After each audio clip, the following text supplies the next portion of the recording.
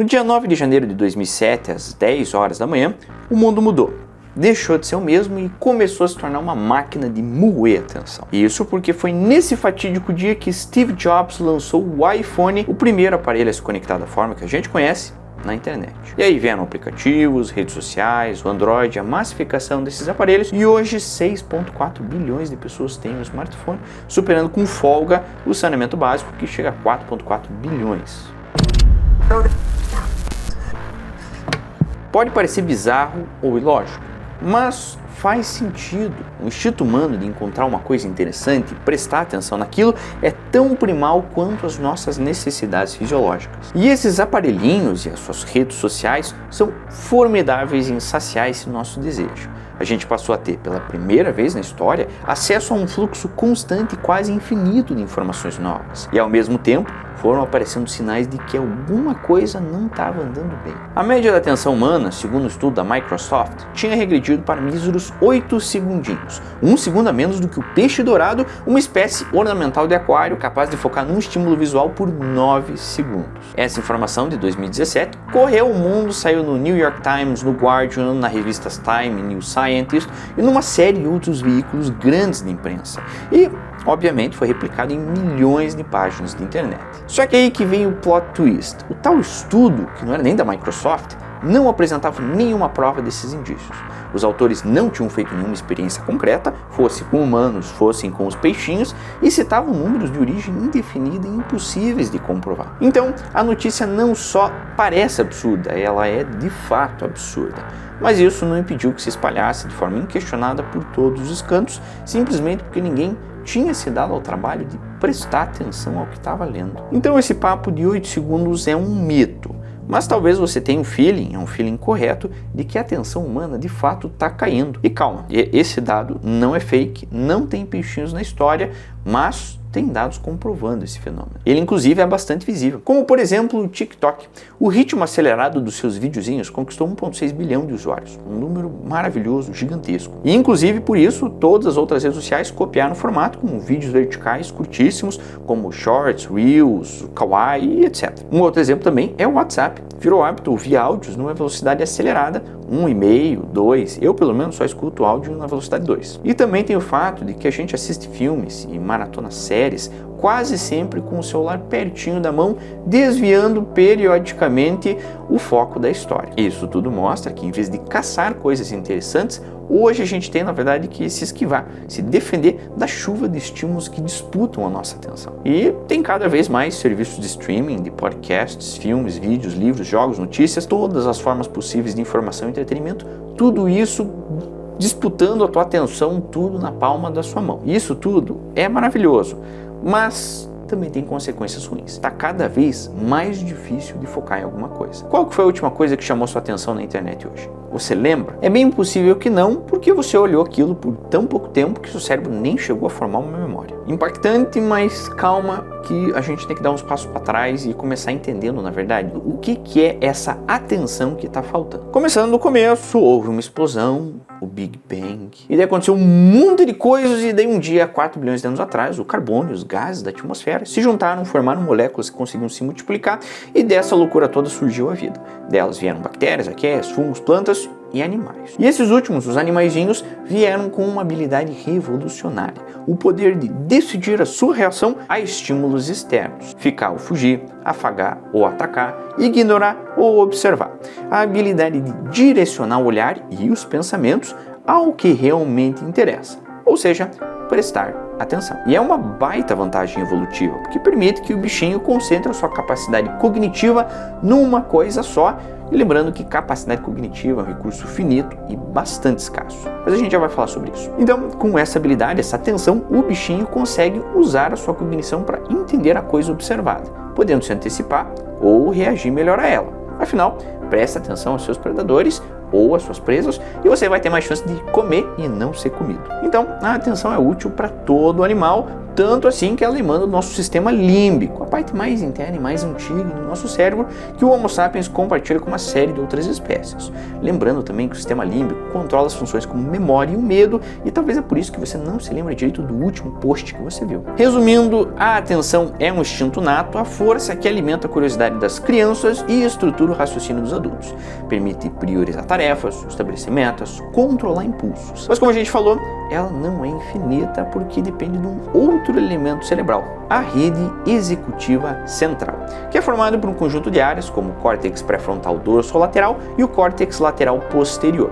São regiões mais externas, mais desenvolvidas do cérebro, que são responsáveis por funções avançadas como o raciocínio. E o problema é que essas áreas podem ficar exaustas, igual um músculo que fica cansado de tanto usar. Em 2022, um grupo de cientistas da Universidade de Sorbonne, na França, demonstraram que o cansaço mental não é só psicológico, ele é desencadeado por uma alteração física no cérebro. Para isso, os pesquisadores monitoraram a atividade cerebral de 40 voluntários enquanto eles faziam testes de lógica. E eles descobriram que, conforme as pessoas iam resolvendo os testes, o seu córtex pré-frontal acumulava um neurotransmissor chamado de glutamato. E aqui é importante a gente definir que não tem nada a ver com glutamato monossódico, que é aquele temperinho que geralmente tem em comida japonesa, tá? Não tem nada a ver, são coisas diferentes. Mas voltando, quando as conexões entre os neurônios ficavam saturadas desse glutamato, a performance dos voluntários caía e eles se sentiam mentalmente cansados. E é importante também deixar claro aqui que essa experiência avaliou só o raciocínio, não a atenção em si.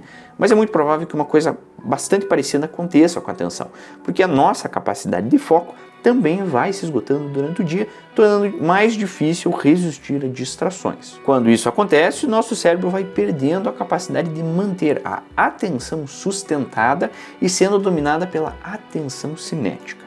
O que são os sistemas? A atenção sustentada é quando você foca em alguma coisa por um período razoável de tempo. Exige um esforço cognitivo. É ela que você usa quando assiste um filme, só o filme, sem o telefone, quando você lê um livro, quando você trabalha em tarefas complexas.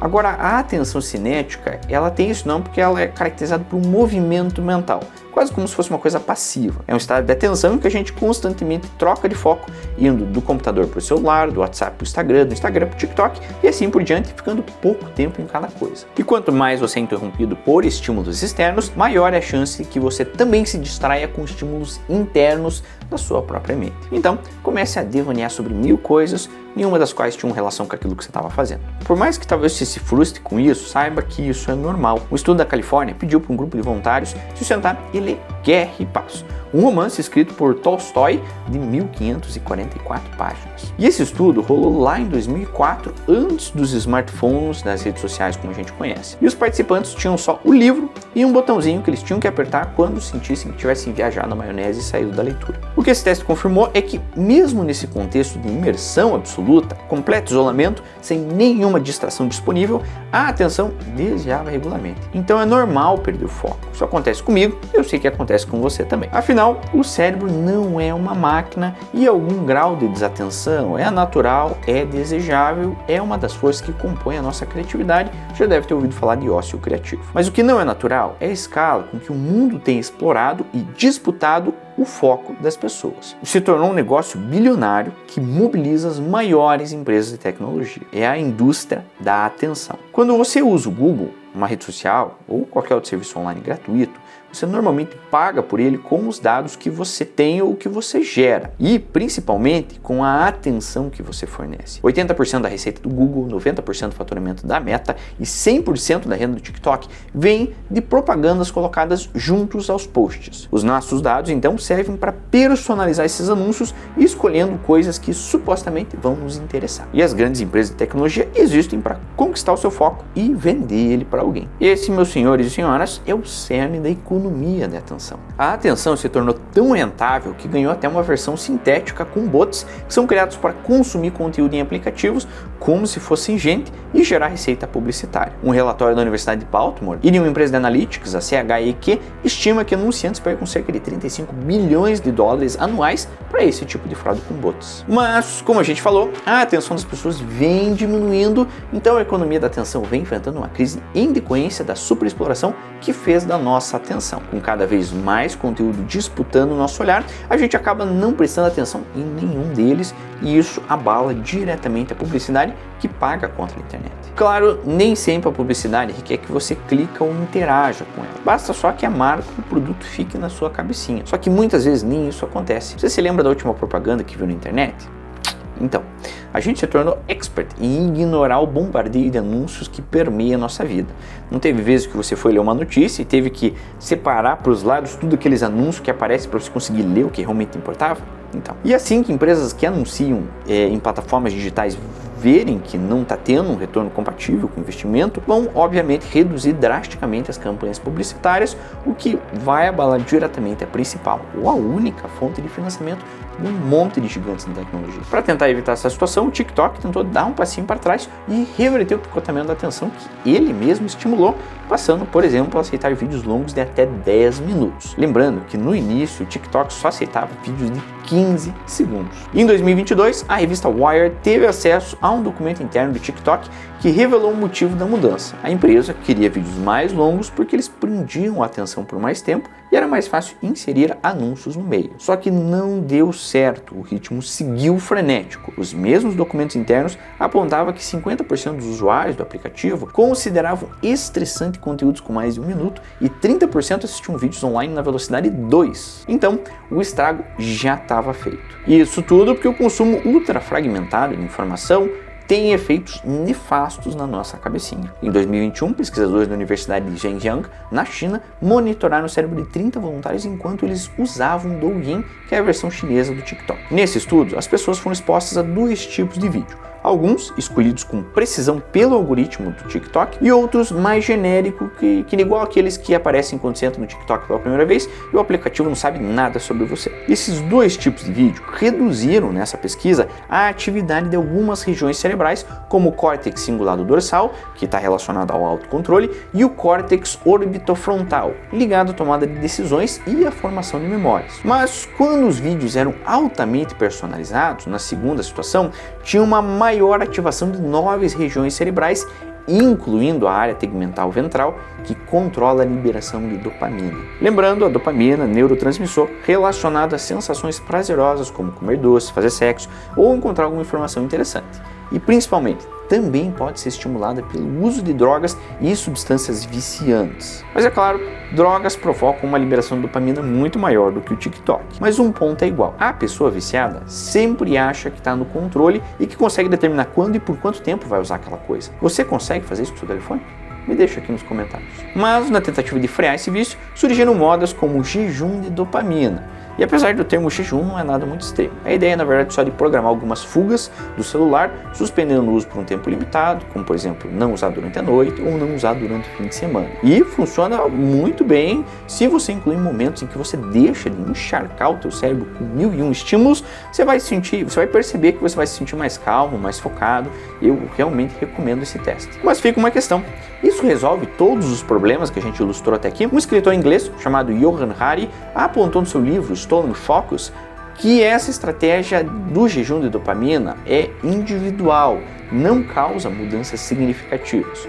Ou seja, a sua atenção vai ser cada vez mais disputada e no sentido negativo aqui. Porque é bastante complicado a gente falar de autocontrole quando do outro lado da telinha tem bilhões de dólares envolvidos, um exército de programadores e engenheiros forjando novas formas, novas maneiras de sequestrar sua atenção. Pensando dessa forma, seria preciso então fazer uma mudança estrutural com leis regulamentando os aplicativos, as redes sociais, só que isso não vai acontecer, pelo menos não no futuro próximo. Então, a indústria da atenção vai continuar explorando a sua atenção como se não houvesse amanhã. E a única coisa que você pode fazer no momento é cultivar o hábito de exercitar a sua atenção sustentada. Leia um bom livro, assista um bom filme. Tudo isso ajuda você. E lembre, é preciso descansar a mente. Ficar parte do seu dia sem consumir nenhuma informação, entretido só pelas suas próprias ideias e o canto dos pássaros, é fundamental para a sua saúde cognitiva. Porque é nesse momento que você presta atenção ao que realmente importa. Você. Se você assistiu esse vídeo até aqui, eu agradeço muito pela sua atenção, foi muito gostosinho ter essa conversa com você. Não esquece, se você gostou desse vídeo, de deixar um like aqui embaixo, porque isso ajuda o algoritmo a entender que esse vídeo tem bastante relevância.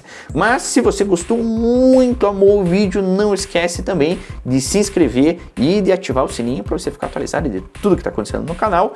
E se você puder, deixa um comentário aqui, eu quero saber o que você pensa sobre esse tema também. Se você gostou de temas falando sobre TikTok, eu vou deixar aqui do lado um vídeo que a gente tem sobre a guerra dos Estados Unidos com o TikTok. Se você gosta de pensar como o mundo influencia seu cérebro, eu tenho um vídeo aqui do ladinho sobre como a comida altera o seu comportamento. Muito obrigado pela sua atenção de novo, até o próximo vídeo. Tchau, tchau!